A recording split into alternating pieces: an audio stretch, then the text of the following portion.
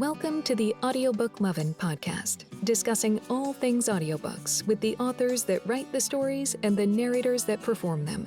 Brought to you by Viviana, Enchantress of Books. Hi, everyone, and welcome to the Audiobook Lovin podcast, where we celebrate the storytellers behind the stories. From authors to narrators, we're diving into all things romance and the voices that bring them to life. I'm your host, Viviana, Enchantress of Books, and today I am chatting with narrator Steve Corona. Thank you for being here. Absolutely. Thanks for having me. I'm so excited to be chatting with you because there's just so much to talk about. But we're going to start by having you tell us a little bit about yourself, how long you've been narrating, and how you got into this industry. Sure. Yeah. I think last time I added it up, I've been in audiobook land for about 8 years, but it's a little broken up because I started back in 2008, did like a handful of abridged titles, then took a decade off and came back to it in 2018. So if I added it all up correctly, it's about 8 years. How did I get into it? You know, it's 2008. I'm young and eager for work and, young voice actor, and I'm just applying to everything I can. And I put a sample out there, and one small publisher in Texas was like, hey, we got a handful of abridged, public domain titles. We think you'd be great for it. You want to try this thing out? And I was like, yeah, I do. So that's how I got into it. Let's see, anything else? Theater background. I have a master's in theater. I've done theater, film, TV. Any kind of arena I can get my hands on in acting world, I am all in. So there you go. It's rather interesting. A lot of times we're like, oh, someone just said I had a good voice, so I jumped right in. Others like, I was in the theater. The theater, and things like that. And I just love finding out where it all started from. But you must have loved storytelling from when you were younger, right? Oh, yeah.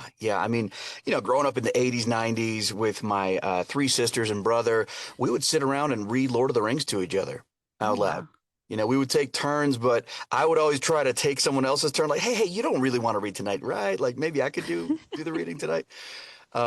So I just always loved that. And, I was always kind of like the entertainer of my siblings. Imagine that, right? The guy who grows up to be an actor. So yeah, we had a fun time growing up. I would mimic cartoons and stuff. And I just found out early on, I kind of had a knack for it. It's definitely one of those things where sometimes you just know. I just wish that when we were in high school and you're like the conversation of what do you want to be when you grow up, from a career perspective, they would have mentioned some of these things like, photographer for book covers and editing and getting paid to read as far as like the editing aspect, or, hey, you guys are good at acting. Did you ever think about audiobooks? I'm like, wait, what? Right. It's one of those things. But you had a hiatus there. Were you doing anything? What were you doing during those years that you weren't in, that you came back from after that? Yeah. So like I said, I started in 2008 in audiobooks, and I just saw it as like, oh, it's just one of many ways to do voice acting, right? I didn't think of it as, oh, I could actually make a career just in audiobooks. And to be honest, like, it wasn't as common back then either, right? The industry has just exploded since then. So that's one thing I always had to regret is like, oh man, I should have just kept up trying to pursue it. So in that time in between, I was raising my kids, right? I was the stay-at-home dad while my wife had the, regular job. And so I raised my awesome kiddos and was also doing film, TV and film acting, as well as some dialect coaching on set.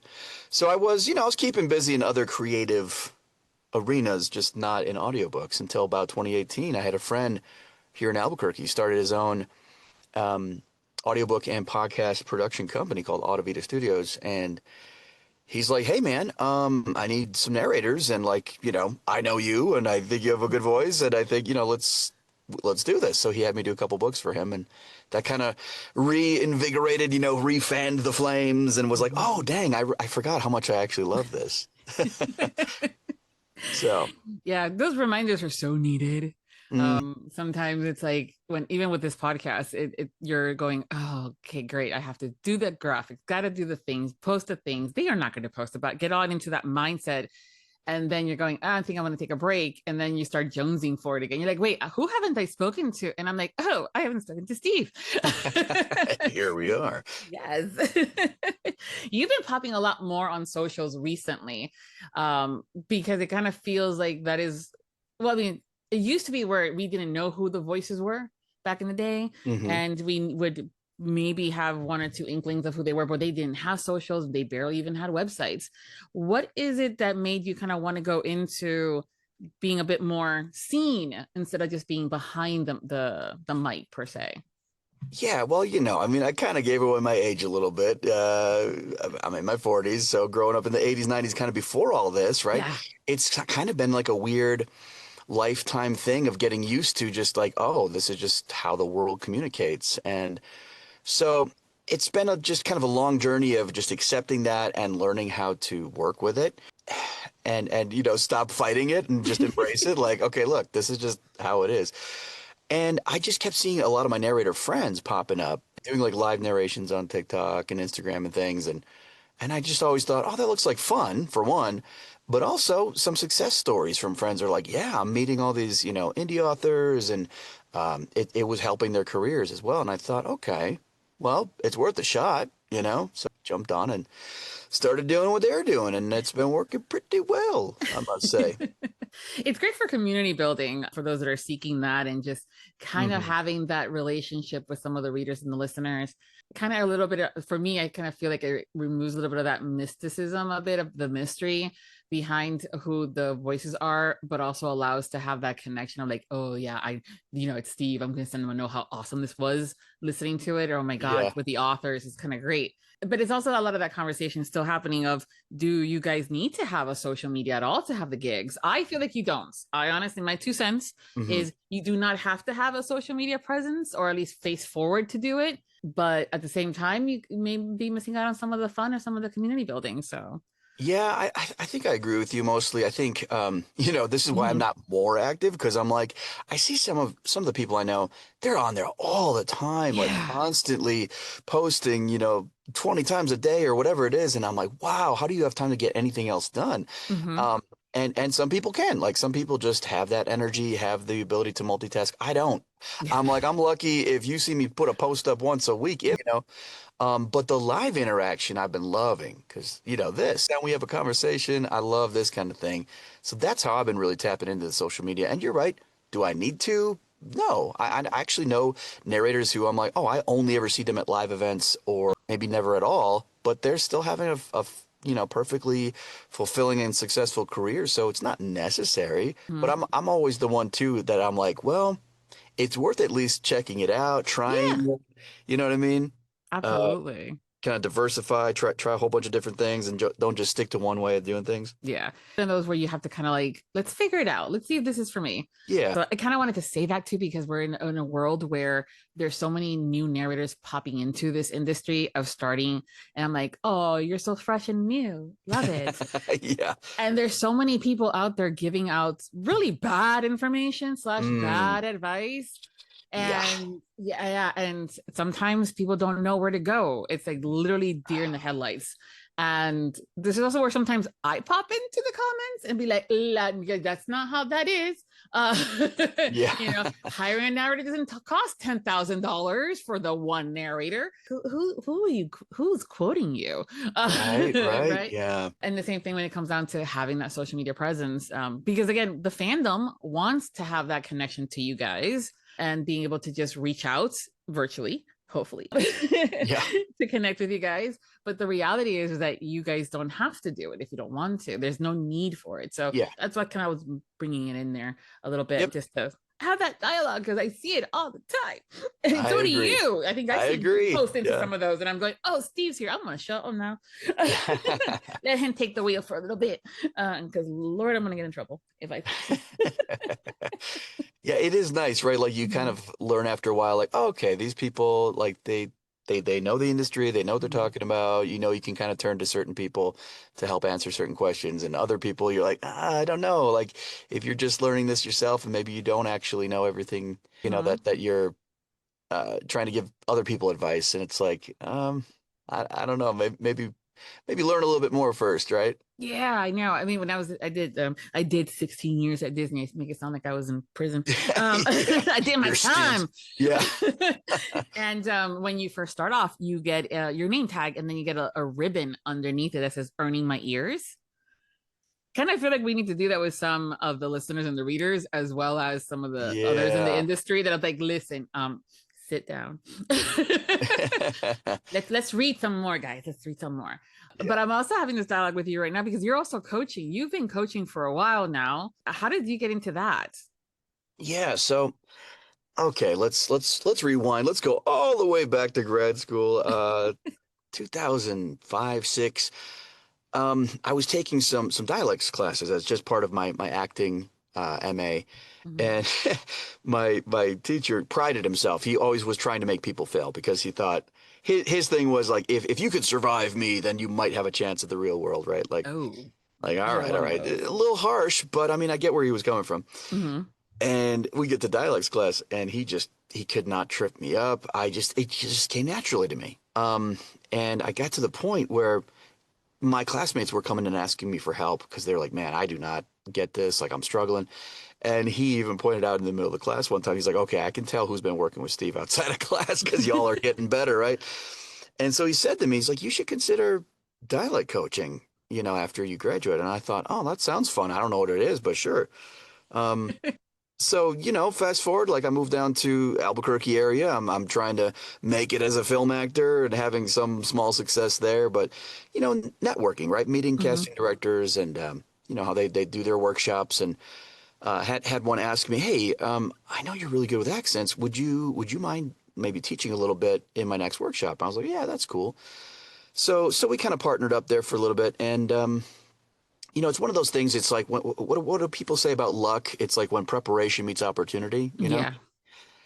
And I mean, I've seen that to be true so many times in my life, especially in the coaching. So I'm working my day job and I get a call from production and they're like, hey, we're doing this movie here in New Mexico. And there's a Scottish actor, Gerard Butler, maybe you've heard of him, and he needs a dialect coach. I'm like, what? And so they're, word of mouth, right? This is why it's so important. You never know who's going to pass on the good word for you. Always make a good impression. And so this casting director I'd been working with recommended me because they needed somebody like now, like last minute, somebody local. So they were willing to give me a try. They brought me on and Gerard liked me and, the rest of the history, I guess, from there. Okay. It wasn't with his Scottish accent, right?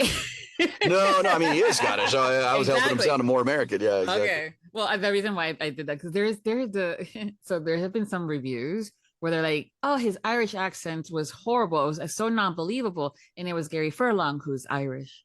And then there was another one that was, the British accent was just so not enough, or it wasn't believable. It was Shane East, and he's from from the UK. Right. So it's one of those where, just like a little joke. That's an interesting thing, right? I've learned as a dialect coach is like, what are we actually looking for? Yes. Are we looking for real world authentic accents, or are we looking for what people expect it to sound like, based on what they've heard before, like in other shows and things? So that's what I learned talking to directors on set. They'll ask me like, hey, can you make this person sound more Irish? Like, what does that mean? But I had to kind of decipher, okay, so you're looking for this. And I would model it back like, right, so are you looking for something more like this? And they're like, yeah, like that. I'm like, okay. So then I'd have to go work with the actor. You know what I mean? Yeah. And so you kind of learn to read between the lines a little bit. Mm-hmm. Yeah, it's always great when there's like, oh yeah, they have a Spanish accent. I'm like, okay, but from where? Right. What exactly does that mean? What does that mean? A Spanish accent. I'm like, okay, no, let's go back. Someone that's Latina. What do you mean? Are you talking about from Spain where they have the theta? Or are you talking, a Cuban? Because that's going to be a fun one. Venezuelan, Mexican, Chilean or Argentino, porque la coño. Exactly. Yeah, exactly. And they're like, I'm going, yeah. You're like, it matters though. It matters. And because it's one of those things where we know as listeners, but also working in the industry, that because of the different dialects, if the story tells you that they're from Texas, don't bust out with a Savannah, Georgia accent and things like that. Or if they're from the UK and they're from a specific town from from England, don't bust out with the Beatles or Peaky Blinders and all that fun stuff. Exactly. It's the same thing with like pronouncing the words. It's Kissimmee, not Kissimmee. Exactly. Which is one of those things where when you started, did you think there was so much work to start in? It's not just sitting in front of a mic and reading the book. I mean, because I had done other voice act, I understood. I'm like, well, okay, like, you have to kind of look at the script, break it down, make some choices. You're not going to get it probably the first time, so you have to learn and be comfortable with messing up a few times, going back, doing it over until you get it how it should be, learning some editing, right? So I understood there was a lot involved, but definitely over time in audiobook land, nothing's a better teacher than experience over time, right? You just learn these things like, oh, right, okay, here's my process, here's how to get more comfortable with this, here's how to breathe better on mic, things like that, Yeah. for sure. The amount of times that I even realize that I have a verbal tick I find out, oh, look, today's verbal tick is while I'm editing. Mm. Yeah. All the things. Before you start recording, you're going to, have new project or a continuing project. What does that process look like for you to warm up? Or do you have any kind of like routine that you do? Yeah, I mean, I know some people are like religious with their routines before they step in the booth, and I'm not exactly like I don't always do the same thing. Honestly, sometimes my voice is feeling great because maybe I'm starting to record later in the day. My mouth is already warmed up, so I don't have to do as much. I think that's a practice I learned from theater. Mm-hmm. I had a theater professor tell me, it's like, listen, if you're coming at this later in the day, you probably don't have to spend as much time warming up because you probably are warmed up, and that's something you'll learn kind of feeling your own, body and learning your own processes. But yeah, I mean, sometimes I start earlier in the day and I'm like, oh man, I got like, froggy morning breath, breath. Yeah, that too. Yeah. But the throat, like that. Who cares about the breath? Nobody can smell it. But you know what I'm saying? It's like, Yeah. it's a little rougher. So I got to smooth it out and I'll do my, and all that, lip buzzes and just kind of stretching out my mouth. That's something I've always done backstage in theater, is just giving the mouth a good stretch and sticking my tongue out, trilling it and stuff like that. All these beautiful sounds. But it just kind of helps to loosen up my articulators so I can Mm-hmm. speak more clearly. And then when I'm done doing all the stretching and stuff, I kind of shake it out, maybe do like a little face massage just to kind of, after it's loose. I Mm-hmm. also want it to calm down so it's not still so like wild, because I want it to sound conversational. I want it to sound like a storyteller, not someone who's like, hey, listen to how articulate I am. Yeah, that's an So advertisement. yeah, loosen up and calm down, if I were to sum it down. Yeah. Yeah, there you go. Because there's different things, between the characters and how they're coming through the pages and how you're going to interpret that into the mic. Hmm. And there's going to be some characters that have that high energy. Oh But yeah, if that's the main character, that's exhausting. it is. It is. I've had a few like that. Oh, well, okay. So you bring up something interesting there too about the characters, right? Mm-hmm. What I like to do in my prep is I'll have written down on the side in one of my columns who's in the chapter. So I know looking ahead, kind of like a little mini prep, okay, who do I have to prepare for? Let me go listen to their samples real quick and do a little mimicry of myself. Okay, now I'm in their voice, I'm in their head. I understand where they're coming from. You know what I mean? A quick little reminder. Do you like it when you work with the authors and they tell you, hey, this character that only has like two or three sentences in this chapter for this book is actually going to be the main character, so don't give them a Oh, weird. yes, authors, please tell us this stuff, because sometimes we might go like crazy with a voice, Mhm. and then it's really hard to repeat that later, or we just kind of throw it away, not thinking about it, like, oh, he only says hey there, right? And then Mhm. later on he's the hero of the second book, and you're like, oh, I wish I would have made them more distinct, given them more depth. But Mhm. yes, having that knowledge ahead of Yeah. time is muy useful. Yeah. My favorite too when happens is they're like, oh, did they forget to tell you that they have an accent? Oh my And gosh. then that hey there should have been something else. Right. Yeah. Someone will say it in the review. Don't worry. Yeah, exactly. Stupid reviews. Oh, The so bane of with our existence. right, but I also find that in today's world, unfortunately, people can be flat out mean, and instead of Yeah. providing that actual criticisms, I'm a firm believer that reviews are our opinions, and like assholes, we all have one, and it doesn't necessarily mean that we have to broadcast it out there or tag the narrator and or the author. But there are opportunities where if a review is done correctly, as it should have been back in the day, it provided some maybe constructive criticism. There's sometimes you didn't know that you were being very breathy, or that you were, in my case, like a verbal tick here or there, or with narrators, I sometimes find that there wasn't this or that, but I always start nicely, like, I loved when they did this, and this. Yeah. Oh man, I was looking for reviews because I was trying to update my website, and I'm like, okay, let me get some reviews I can use, like testimonials. And I was looking through one of my older books. I'm like, oh man, I never saw this review before. I'm like, this person's straight up mean. I'm like, wow.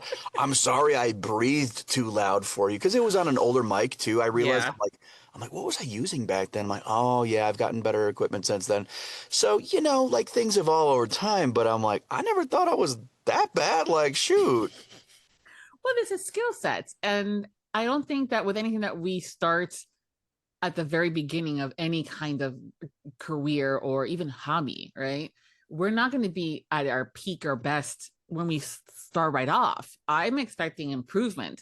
If you're still the exact same capacity and skill set now after 10 books, 50 books, 1,000 books, 10,000 years, we have a problem. Oh yeah, should always be growing and learning. Yeah. Yeah. And if you don't think that you need to continue to grow, that's also a bit of a problem. Right. You never want to be the one that is the biggest in the room. I always want to go into some place where I'm learning something different and bringing something into it. So Yeah, but absolutely. you were being brave. Usually I get asked, hey Vivi, can you do me a favor? I need to update my quotes. Can you look for me, please? Nah, I don't want to see it. I don't see it. I don't want to see the other ones. I'm like, great. Okay, here I go. And then I have to be like, I'm being professional. I'm not being the best friend, or I'm being like, what the hell are they talking about? Well, it's funny because there's always one, right? Like you might look Yeah. at a book where it's like 4.6 stars overall, 100 reviews, but there's that one that brings the score down because they had to give you that 1 star. Like, I don't like this person because I just don't. And you're like, well, sorry, I'm not your cup of tea, love. Yeah. I've learned to be that I don't care. I'm just going to be the champagne or the gasoline. I don't care. We're going to take a little break here and talk about Fight, Unhinged Verse, Book 2 by Jen Bullard. It is produced by Adler Audio, narrated by Molly Breyer and Tyler Griffin. I'm going to let Molly give you the list of trigger warnings and jump into a clip so you guys can listen and fall in love. And then we'll go back to talking to Steve. Fight is a dark omega verse. There are heats, alphas who mess up, and a strong omega who doesn't let go. Serenity is asleep on the other side of my wall, and I'm slowly dying inside. She has no idea what she does to me with her dirty winks and take-no-shit attitude. Watching her beat the fuck out of Arthur Bailey for being an impertinent snot was so damn sexy, and I've been rock hard ever since. Her bright blue eyes are sharp, but only softened for me, because I'm her best friend. When I met her at a dating mixer 6 years ago, I was lonely and looking for a distraction. My best friend at the time taunted me into it after I lost a stupid dare, but I never imagined I'd meet my scent match that day. I was in shock when I scared off the alphas pressuring Serenity to choose them. I didn't want to be something I forced on her, and when she didn't react to me at all outside of a bright smile and gratitude, I decided to keep quiet and let it ride. My best friend has been through hell and has an aversion to every alpha, male or female, except for me. Her mother was abused in ways she won't fully tell me about, but I have a private investigator looking for Pat Cockburn to pay them a visit one day. I am capable of violence, and it usually comes attached to the name Serenity. Now, it's been 6 years since the day I found out she's my scent match, and I've been silently pining. I'm guessing he's not going to be the only one left pining after listening to that sample. Fight's tropes include Mafia, MM in the harem, Guarded Omega, Male Beta in the harem, and scent matches. Buy direct and support the authors by purchasing this title at Adler Audios. That's www.adleraudios.com. Now we're going to go back to talking to Steve. but it's definitely something that in this world that we're living in this industry, we have a lot more access, like we said before, whether it's on socials or the reviews on Amazon and things like that, where there's some times that you guys didn't know that there was an accent until, which is where prepping comes into play. But sometimes it doesn't come out until the second book, because the author decided later to make them Irish. And right. Don't ding the narrator on that. Or, oh, there was like dog barking in the background. Like, that's the sound engineer's issue, not the narrators. And things like that. So it's one of those where a lot of people are starting to learn more about the industry. And the conversation still, but people are always gonna be like, oh, I'm not gonna ever I'm not gonna listen to solo narration because I need to have the different voices. I'm like, there's some narrators out there that could have sworn make you think that it's a multicast. I know a guy. I'm just saying. I know a bunch of girls and a bunch of guys. Yeah. And I don't know, someone talking to. There's a bunch of them out there that are really, really good. And others that I'm like, oh, I won't listen to anything but duet. And then I've seen them where like, oh, I'm not doing, like, well, do you have an idea? Like, there's a lot of more work when it comes down to there's cost. Just do some research, folks. When it came down to the duet narration, you've done a few of those already, right? Yeah. Did you do them prior to the pandemic, where a lot of times, especially with the studios, they would actually bring you into the studio, or were you always doing things on like Zoom or on your own and no communication or like face to face? Yeah, honestly, I've only been in a studio once for an audiobook. Everything else I've done from home. So, duets and duels. I've only done a few duets. I've done more duels, which is interesting, right? Because being a character actor, I like playing all the voices. So when I get to kind of do my version of my co-narrators' voices, I always try to honor what they came up with and get as close to it as I can, like vibe-wise. But duets are interesting. That's more like live theater, it's like I get to play off the other actor. So that's a lot of fun too. But yeah, no, I never did those before the pandemic. Always online. Yeah. I know sometimes they've done it where they're with the duets. Sometimes there's no like live, like with the other person in the room, even though it's via Zoom. And so you're just going, okay, and blah, blah, blah, and then silence, and then next line. But have you also done it when you had the other narrators in the room with you, as far as Zoom goes? So yeah, let me kind of clarify my answer. So duets, I've only done, where it's like I'm reading. Here's my line of dialogue. Click. I'm waiting. In my mind, I'm pretending you're responding. And here's my response. And let me keep going, right? Yeah. That's a bit weird because there's no one there, but you have to imagine in your mind how that sounds so you can respond in a way that makes sense.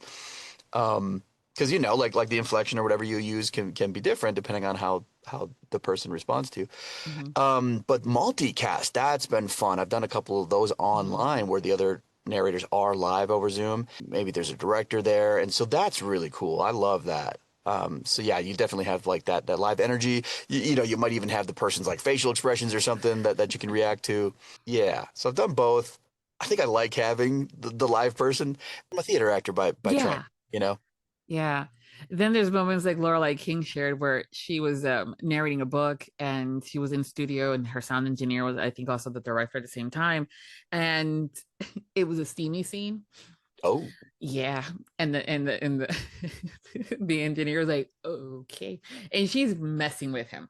And she's like, it was fun. It was fun. And I'm going, yeah, that's the thing too. I don't think I would be able to do that with someone in front of me, some of these scenes. That's true. That could be awkward. Yeah. That could be awkward. But also even the anger scenes or when you're emotion or bantering. I mean, I love a good banter. And sometimes, again, maybe that's my theater background, but I love a good emotional scene where I have the other actor to feed off of, because then it's like real, genuine, in the moment emotion versus trying to fabricate it in your mind, Yeah. I would just be like, stop being an asshole.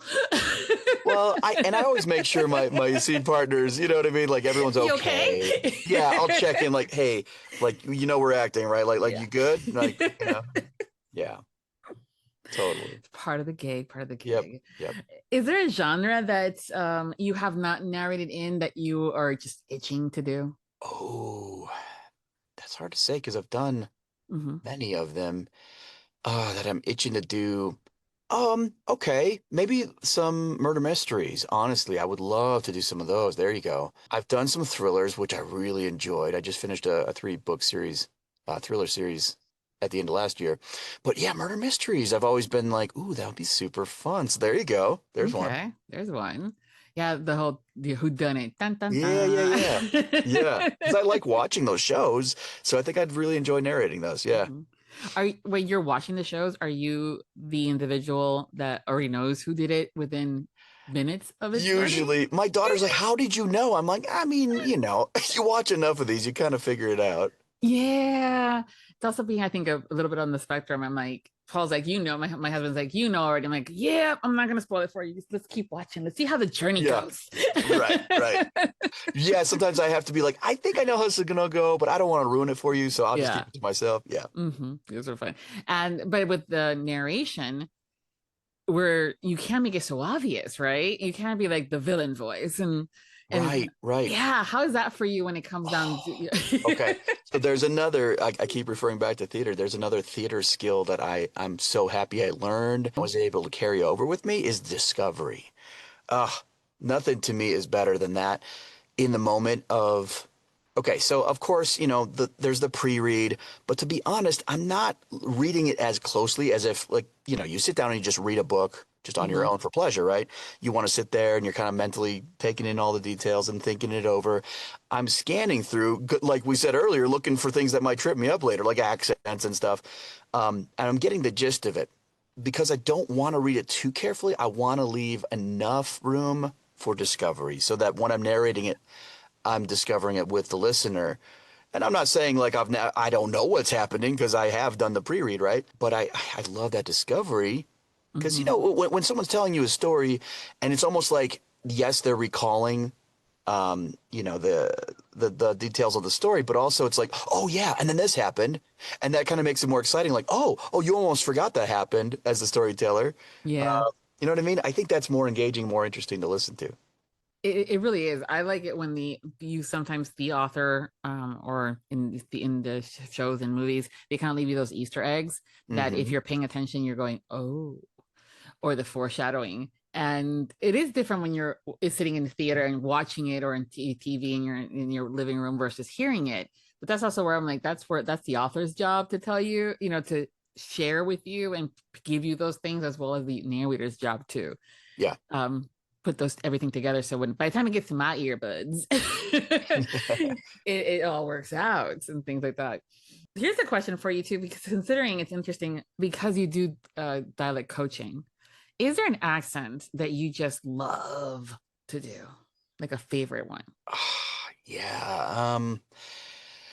Let's see. I mean, I think my Scottish accent is fairly good, and I use it a lot actually, especially like in like lit RPG, right? Like all the dwarf characters or fantasy. So Scottish is a lot of fun to do. I really love a good Scottish accent. I've been told I should look into like what was it? The Highlander romance? Yeah. Like play some of those Scottish characters. So Scottish is fun. I don't know. I have so many. It's hard to just say one. I'll go with Scottish. Okay. Now, is there one that you find to be utterly difficult? Oh, yeah. I've never had to use South African. But I've listened to it and I thought, wow, it's very complex. And there seems to be a lot of like exceptions to rules, with all the multiple influences. So that's always been the one that sort of tripped me up. When people ask me, hey, can you coach me in this? I'm like, well, nope, but I have a dialect coach who can. I have other friends who can help you better than I can. Yeah. Yeah, it's always good to be like, I don't have to do everything. I know someone else that does it. Exactly. That's enough work questions, I think. Let's get a little bit more personal here. Uh-oh. When you're not working, what do you do for fun? Pretty boring. Mostly I work or hang out with my kids and my wife. That's about it, I don't do a whole lot other than that. Travel. We used to hike and camp more, but I'm older and the kids are busy with school and stuff. So not a lot beyond that, to be honest. Okay. Any interesting hobbies that you're going, oh, okay, or that you're wanting to pick up? I used to paint, and I kind of miss it, and I kind of want to pick that back up. But again, I'm probably not going to be able to until my kids both graduate high school. Um, so I would love to get back into painting. Okay. Yeah. What kind of painting were you doing? So I almost was an art minor when I got my theater degree. I took every practical class they had, all the studio classes. I took painting, watercolor, oil, different drawing classes, sculpting. I did almost all of it. Oil painting, I think, was my favorite. Okay. It was always fun. My dad used to paint and he used to do acrylics and oils and stuff like that. Yeah. So it's always interesting. And also like the chalk kind. I forgot what it's called. Oh, yeah. Pastels? Pastels, yes. And I was like, oh, that's messy, but I like it. It is. Yeah. Yeah. What is that one song that when it comes on, it doesn't matter where you're at or who's around, that's going to make you either sing or dance? Oh, man. See, I don't know if I have one.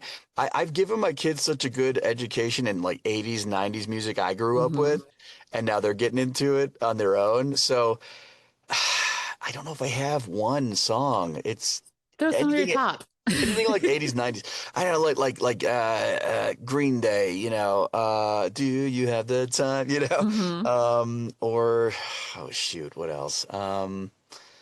I'm blanking. I don't know. I always love to listen to music and just kind of like sing along, but I never knew like all the lyrics, so I'll sing like partial bits of songs. Oh, Weird Al. I grew up on Weird Al. Oh, there you go. There you go. Like Amish Paradise, Yes. There you go. My son and I, we will bust out on some Amish Paradise in the middle of a store. Goodness. Yeah. Do you find it like utterly annoying when you're in a grocery store or a store and they're playing music that you would have been rocking out to, and it's like easy listening now? Like, what do you mean Nirvana's easy listening? You're right. I'm like, classic rock, excuse me. Yeah. Yeah. Totally. And going, why is Metallica? No. Why is that in the elevator? No. I'm not that old. Goodness gracious. Yeah, my thing is that you can't tell my age by what I listen to, because I have listened to things that are from the 20s, 40s, 50s. I mean, Me too. I'm very eclectic. Yeah. Very eclectic. In my playlist, we'll have things that are like Celtic and then, Spanish or Irish. Yeah. I'm like, people are like, what do you, I'm like, listen, it's just how I am. Yep. I'll listen to some Vivaldi, then I'll be listening to Metallica, and then some Taylor Swift, or like I'm all over the place. All over the place. They're like, okay, it can be fun to listen to my playlist. Other times you're going, oh, what mood were you in? Right, exactly. That's the thing. It's I listen for what mood I'm in. So I'm like, okay, I need to focus. Let me get something a little more chill, maybe just instrumental, non-lyrical. I need some energy. Let's pump it up. So it just depends. Yeah, I've been doing some work lately, and I'm going, I think I'm just gonna listen to Enya. And yes, I have been going, but work has been going so much smoother. So I'm going, okay, so maybe I don't need the girl Enya's power. relaxing. It is. For sure. Good. So it's always like that. What is your favorite word? And it's different from a curse word, because that's the second part of the question. Oh man. I like making up words. I don't. I like words that are just silly, like kerfuffle or bamboozle or chortle, right? Words like that are not as commonly used, and I come across them like, oh, I'm gonna start using that more. So yeah, like the unusual words that are just kind of silly. Okay. Now, what about your favorite curse word? Again, I mean, I like a good kind of combination word, like ass hat, or you know what I mean. It's not exactly a curse word, but like my wife likes to say douche canoe. So a good combo, like fuck or shit. It's like okay, like it has its place, but it's so like common. I'd rather get a little more fun and creative with it, I guess. Yeah, it's also the perk of being bilingual, is that our curse words in Spanish it's almost like a compound word. There's many things all aligned together, and the weirdest of things could be considered an insult, other than like in Argentina, it's like no sea huevón. and it's literally translation is "Don't be an egg." Don't be an egg. Don't be an egg is no seas huevón, because huevo is an egg. And when I said that for the first time, I'm going, okay, it's a Chilean/Argentinian, and it means don't be a dick. Don't be a dumbass. Either one, depending on the day. Yeah. But yeah, it's like, don't be an egg. Oh, gotta love those little literal translations. In Cuban, it's me cago en 10. I shit on 10. I don't know why 10. Okay. I know. But it's one of those where you're going, okay, you get in, you get a little not so much in trouble because it's technically not a full curse word, Right. But at the same time, being sneaky. Yeah. But I'm not in my household. I have multiple dialects in my household growing up. So I was getting into trouble because dad said this and it wasn't a bad word, but mom says it was. I'm going, okay, great, fine. I'm just going to stay quiet. Do you have a life motto or quote that has stayed with you? Oh man. Let me think. Life motto or a quote. I don't know. I find a lot of things inspirational. Well, I mentioned earlier, luck is preparation meets opportunity. So always be prepared and always be looking for opportunities. I guess there's that. Yeah, that's a good one. Always be prepared and always be looking for opportunities. Okay. Yeah. That's a good way to sum it up. I know sometimes with the authors and the narrators that I work, they do all the marketing and do all the promo, they do all the editing and the hiring the great narrators, and they're like, why no one's buying, or why aren't they on the New York Times bestselling author? I'm like, because there's this thing called luck. It's part of the equation, and sometimes sometimes it happens, sometimes it doesn't, and there's no way of controlling it. But as long as you're prepared, you've done the work. But also, I think the part of the equation that we have more control over than we realize is the being open to opportunities and looking for them and seeing them when they happen, because we're so focused on things happening one specific way. And when you open your eyes, like, oh, that's a different way I could go. Oh, let me pivot. And being flexible enough to try it and taking that step of faith, that sometimes can make all the difference. Yes. That's kind of like what I'm doing in 2026 is being more, I've seen the opportunities. I've just been like, not today. Now I'm like, hey, come here. And sometimes the more you chase it down, the more you scare it away, right? Yes. As long as I know where it is and I can get to it, I'm good. But at least they acknowledge that it's there. So it's the steps. All right. So I gave you some homework. You did. I did, because I'm nice that way. Thank you, teacher. No, but so for the 2 truths and a lie, where you tell us 3 things about yourself, and you're going to tell us if they're all true. We are the ones that have to figure out the lie. And while you guys have a leg up being narrators and actors and can probably make anything like aliens popping down sounds real, that it really did happen on Tuesday, I'm like, it's going to give you guys a heads up. So tell us 3 things about yourself, or 3 things that are, 2 truths and a lie. And all then right. Figure it out. All right. So 3 things about me. I've played both Sherlock Holmes and Dr. Watson. I once coached Helen Mirren in a Texan accent for a movie. And I made Gerard Butler's mom believe I was Scottish. Okay. Nice. So what are we going to do with those? Well, yes. I've learned that it's in the details. It could have been that it wasn't the mom, it was the aunt, for an example, or somebody else. And it wasn't a movie, it could have been TVs and stuff like that. But I want to say that the lie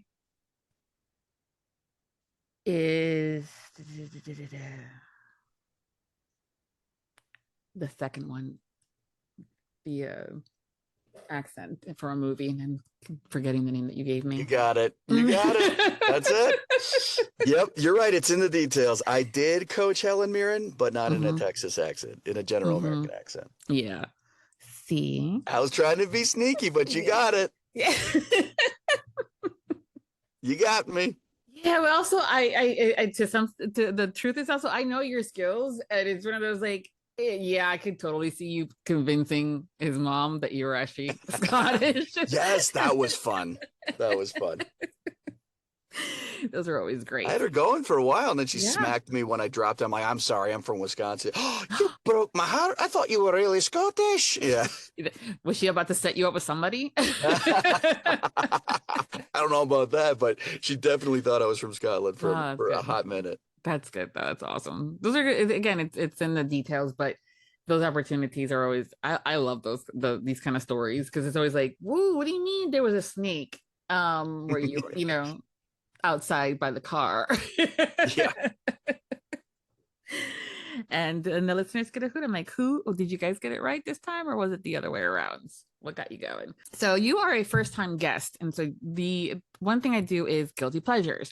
It's part of the would you rather segment that we do for the Patreons, and it's a bunch of questions where I make you choose between two things, because I really am nice, I swear. Sure. And the question is, would you rather tell everyone your guilty pleasures or never partake in your guilty pleasures ever again? And then you tell me one or the other. And the running joke has always kind of been like, okay, well, the next time that you're on the show, we'll talk about those guilty pleasures. Sure.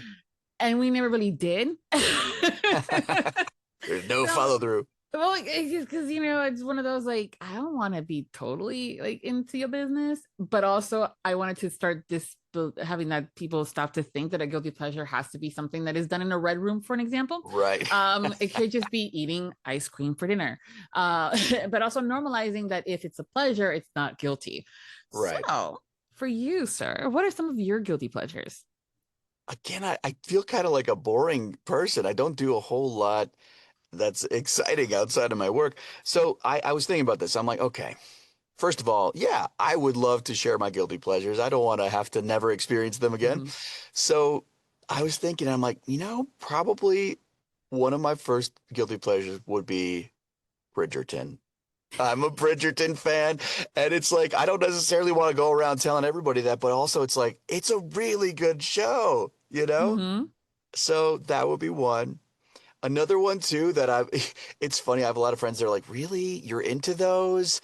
Like, I don't know why they expect more of me. I'm like, listen, sometimes I just like to sit down and watch a stupid, action-packed Marvel superhero movie. I've seen every Marvel movie, and I love them all. It's just a dumb thing. It probably reminds me of my childhood, Yeah. And so I will sit there and watch Hulk smash, and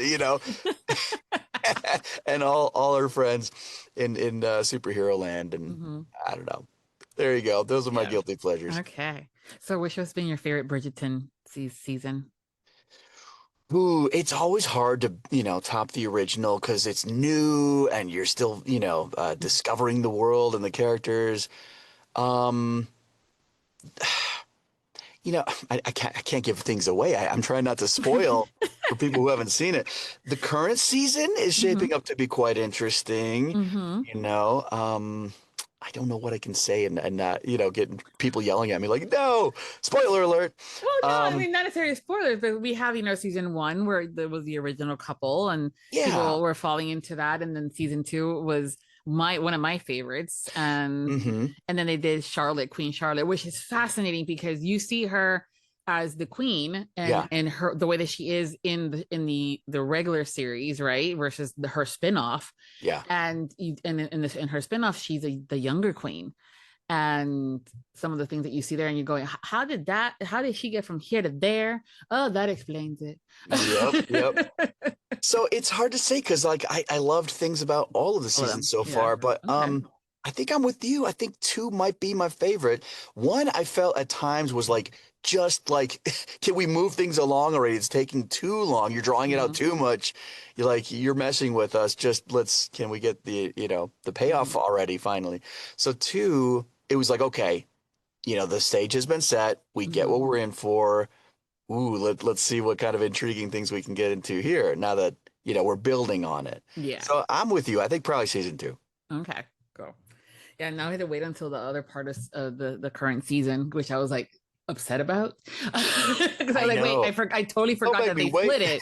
I Yeah. totally forgot that they split it. Again, you and I are from the 80s and the 90s, where we had growing up, we watched TV with commercials, okay, folks?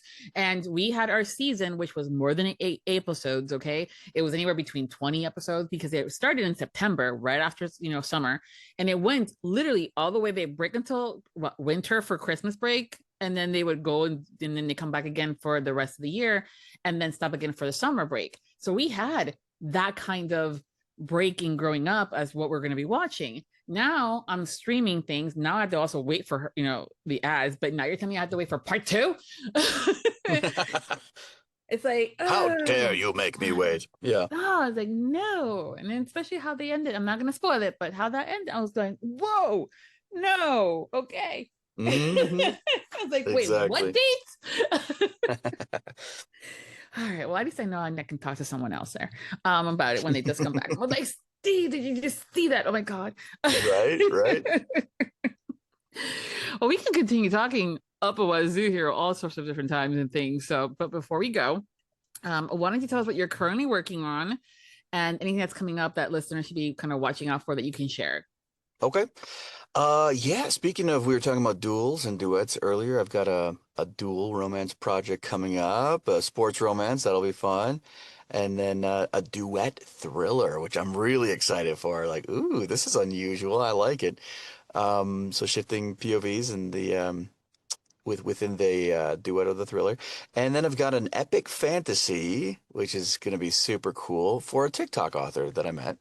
And then a bunch of lit RPG. Like, I don't know, I think I've got 8 or 10 lit RPG books after that, which I'm loving, but it's nice to have the variety too.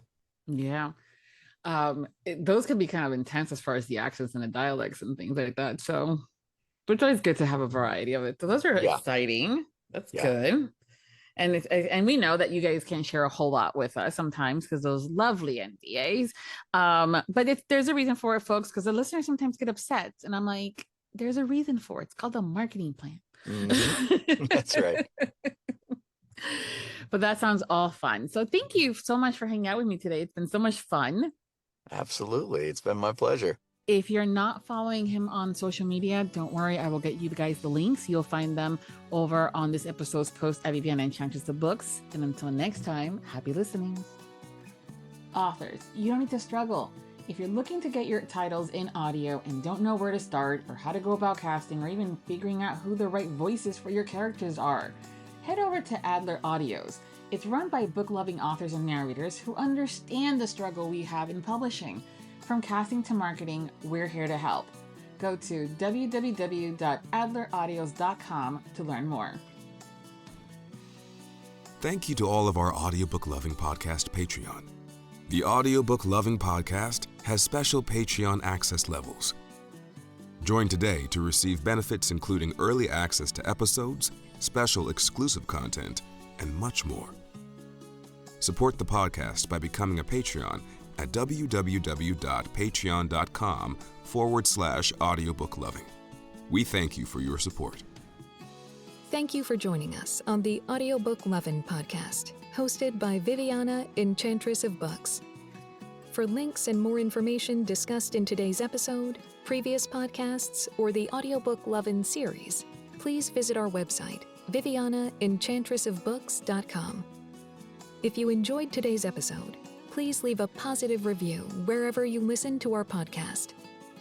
Until next time, happy listening.